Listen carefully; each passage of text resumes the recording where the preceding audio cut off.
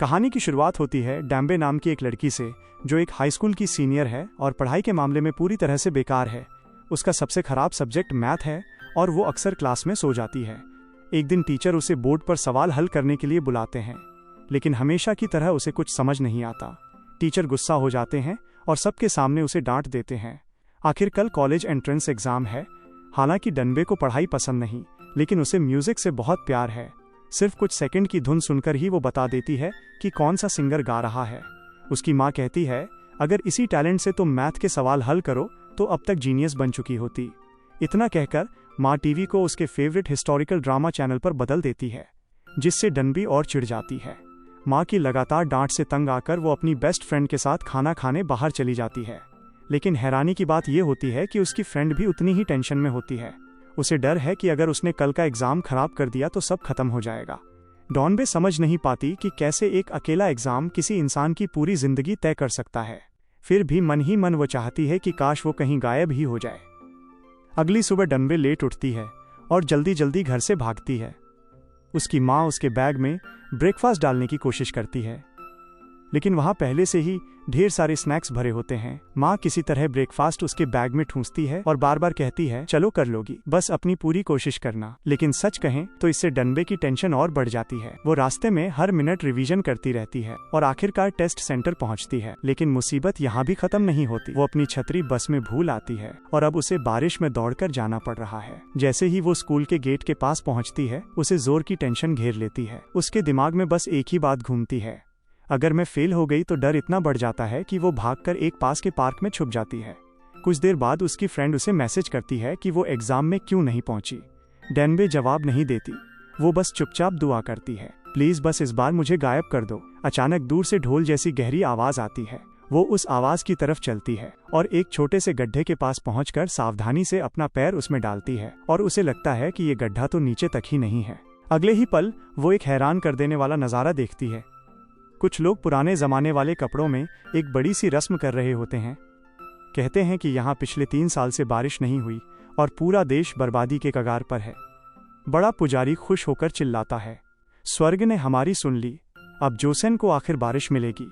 इसी बीच डैम्बे बिना सोचे गड्ढे में कूद जाती है, लेकिन मरने के बजाय वो एक बड़े पानी के घड़े से निकलती है, जैसे किसी और दुनिया में पहुंच गई हो। घबराकर वो इधर उधर देखती है और पूछती है, क्या वे लोग कोई हिस्टोरिकल ड्रामा शूट कर रहे हैं? राजा उसकी अजीब हरकत देखकर चौंक जाता है और चिल्लाता है, ये इंसान है या कोई चुड़ैल? घबराकर वो कहती है, मैं तो बस हाई स्कूल की स्टूडेंट हूँ। लेकिन राजा सुन नहीं पाता और उसे किसी मर्द हत्यारे की तरह समझ लेता है। वो तुरंत गार्ड्स को तलवार निकालने का हुक्म देता है और सब उसे घेर लेते हैं। एक तलवार उसके हाथ को हल्का सा काट देती है। तभी वो समझती है, ये सपना नहीं, मैं सच में टाइम ट्रैवल कर चुकी हूँ। तभी पुजारी भागता हुआ आता है और चिल्लाता है, रुको, ये तो वो फरिश्ता है जिसे आसमान ने सूखा खत्म करने भेजा है। ये सुनकर डैम्बे को कल रात देखी हुई सीरीज याद आ जाती है। वो तुरंत हाथ ऊपर उठाकर चिल्लाती है, बारिश हो जाए। सब लोग घुटनों पर बैठकर उसकी बात दोहराने लगते हैं। लेकिन जब वो ऊपर देखते हैं, डैम्बे वहां से चुपचाप भागकर ड्रेसिंग रूम में छुप जाती है। वो जल्दी जल्दी खुद को मंत्री जैसा तैयार कर लेती है, लेकिन गलती से सुबह की राज्यसभा में पहुंच जाती है। राजा ऐलान करता है कि अब वो अंधविश्वास छोड़कर साइंस और मैथ से देश को बचाएगा। एक मंत्री तुरंत खड़ा हो जाता है। वो कहता है कि ये सब भगवान का अपमान है और इससे देश बर्बाद हो जाएगा। उसका कहना है कि सूखा सिर्फ तब खत्म होगा जब राजा और रानी अपना रिश्ता पूरा करेंगे। असल में वो मंत्री रानी का बाप है और अंदर ही अंदर सत्ता हथियाना चाहता है। सबका ध्यान हटते ही डैम्बे चुपचाप बाहर निकलकर अपना फोन ढूंढने जाती है, लेकिन फिर पकड़ी जाती है।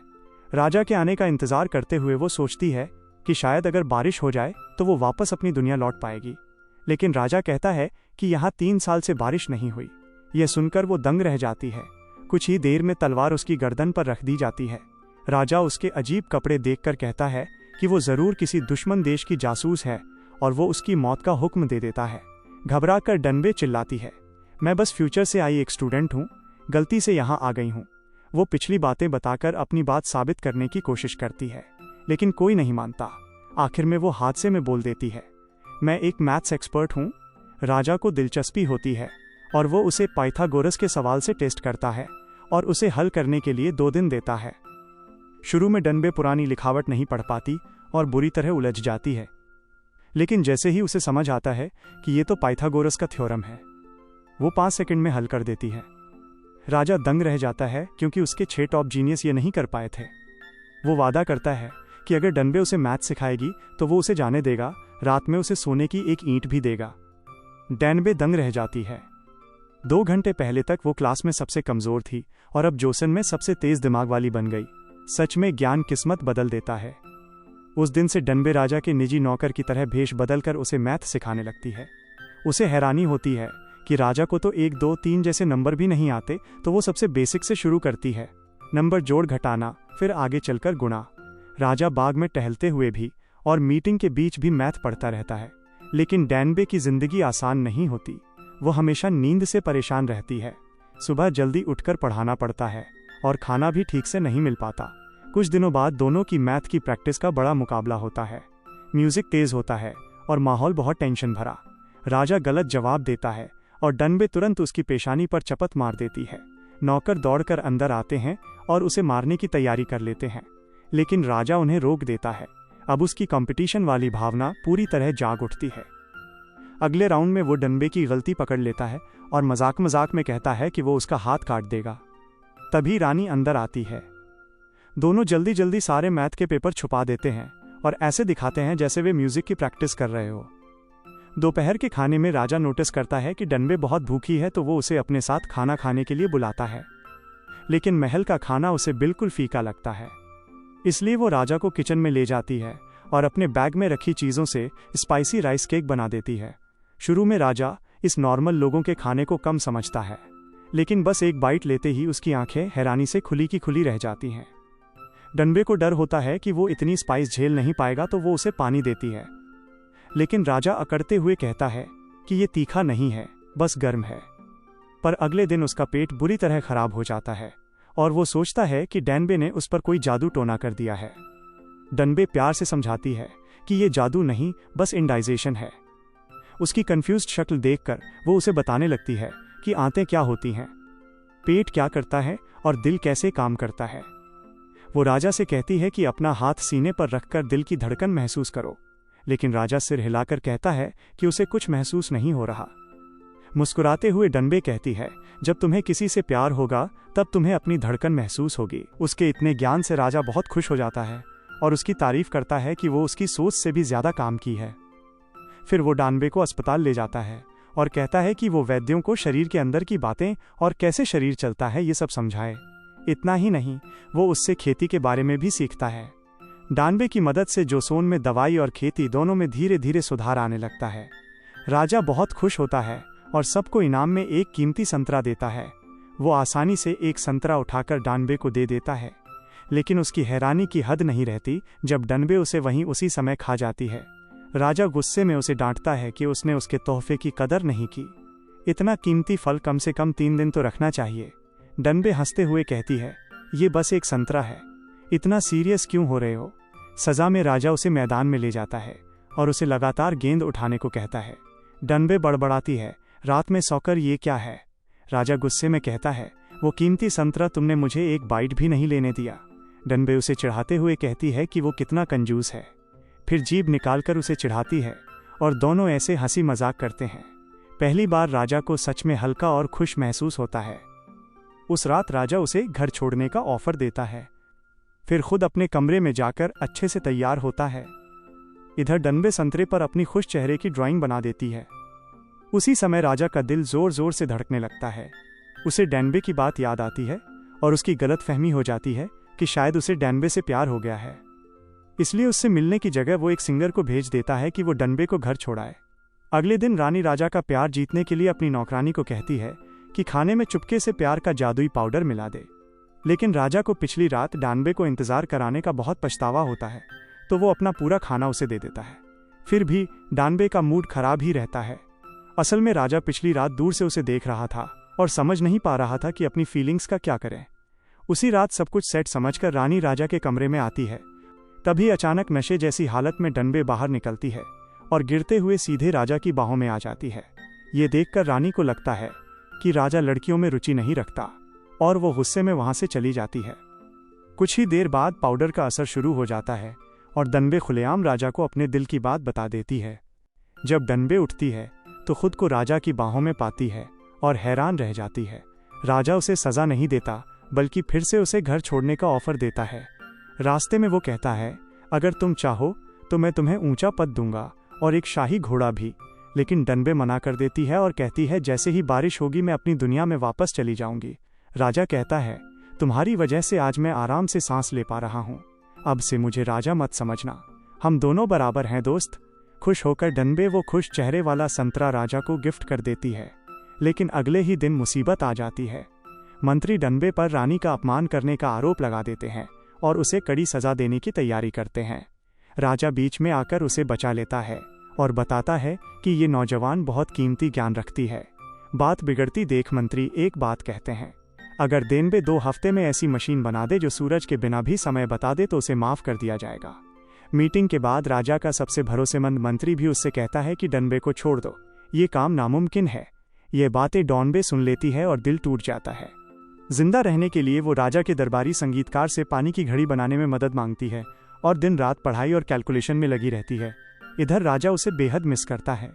उसके दिए हुए स्माइली वाले संतरे को देखता रहता है और खुद को रोक नहीं पाता और उसे मिलने चला जाता है।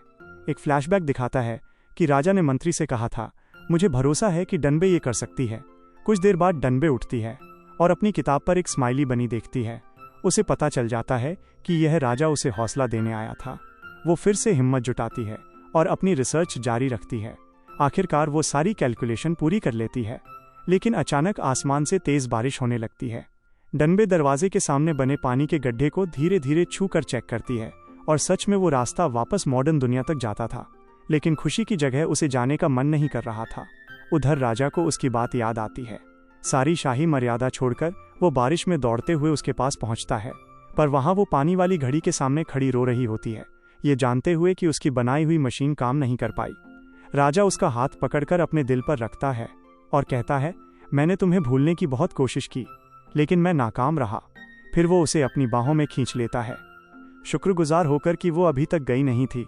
राजा कहता है, तुम्हें अब नाव लेकर भाग जाना चाहिए। लेकिन डनबे मना कर देती है। वो हमेशा चीज़ों से भागती आई है, पर इस बार वो सब पूरा करना चाहती है। इतने में सिंगर वहां आता है और उसे एक शांत जंगल की तरफ ले जाता है। अचानक वो अपनी तलवार उसकी गर्दन पर रख देता है। असल में वो मंत्री का जासूस होता है जिसे दानवी को मारने भेजा गया था, लेकिन वो उसे मार नहीं पाता। उसे यकीन हो जाता है कि दानवी सच में भविष्य से आई है। उसे ये भी पता था कि वो लड़की है, लेकिन उसने कभी ये राज नहीं खोला। उधर मंत्री राजा पर जोर डालता है कि डनबे ने जो कुछ भी सिखाया है उसे मिटा दो, लेकिन राजा मना कर देता है और डनबे को ढूंढने महल से बाहर निकल जाता है। समुद्र किनारे डनबे खूबसूरत सूरज ढलता देख रही होती है। तभी राजा घोड़े पर आता है और अपनी बाहों में कसकर पकड़ लेता है। उसी रात दानवी सबूत के लिए फोन में तारों का नक्शा दिखाती है। राजा कहता है कि वो एक नया आसान भाषा सिस्टम बनाना चाहता है। अचानक डनबे अपनी जेब से नोट निकालती है और देखती है कि उस पर उसी राजा का चेहरा छपा है। अगले दिन घड़ी सही से काम करने लगती है। राजा मीटिंग बुलाकर ऐलान करता है कि डनबे को माफ किया जाएगा। इसके बाद डनबे इतिहास की किताब राजा को देती है और कहती है कि उनका सपना जरूर पूरा होगा। तभी आसमान काला हो जाता है और बारिश शुरू हो जाती है। दोनों जान जाते हैं कि अब अलविदा कहने का समय आ गया है। राजा उसे खुद समुद्र तक छोड़ने जाता है। कुछ पल बाद दानवी पार्क की एक पानी वाली जगह से बाहर आती है। वो दौड़कर एग्जाम हॉल पहुंचती है। हिस्ट्री के टेस्ट का पहला सवाल वही था जो राजा ने उसे सिखाया था। उसे समझ आता है कि वो सब सच था। घर पहुंचकर वह अपनी माँ को गले लगा लेती है। एक दिन जब वो बस से उतरती है, अचानक बारिश शुरू हो जाती है। तभी उसके सिर पर एक छतरी आ जाती है। छतरी पकड़ने वाला आदमी बिल्कुल उसी राजा जैसा दिखता है। वो मुस्कुराते हुए कहता है, हम पहले भी मिले हैं, बहुत पहले। पता चलता है कि एग्जाम वाले दिन ही वह डनबे को पसंद करने लगा था। यहीं से उनकी कहानी फिर से शुरू होती है, इस बार मॉडर्न दुनिया में। चैनल को सब्सक्राइब करके जाना। मिलते हैं नेक्स्ट मूवी में।